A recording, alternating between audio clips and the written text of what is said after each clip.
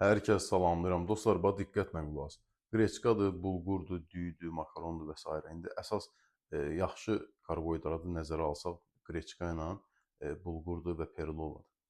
Bunu çox yeyəndə səni kökəldir. Əgər sənin artıq çəkin varsa, yağlardan qurtulmaq istəyirsənsə, sən bundan istifadə eləməlisən. İndi əksəriyyəti deyir, necə olur, mənim artıq çəkim var, amma mən bu qreçkanı yeyim, yəni artıq yağlardan qurtulacam ki, halbuki bu insanı kökəldir. Xeyr.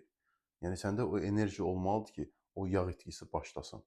Yəni karbohidrat yeməsən, enerjin olmasa sən onu eləyə bilməyəcəksən. Sadəcə karbohidrat nə vaxt sıfırlayırlar ki, yarışa bir neçə gün qalmış konkret karbohidratı kəsirlər. O anda olur, ancaq zulala üstünlük verirlər. Çünki bədəndə yağ yoxdur axı.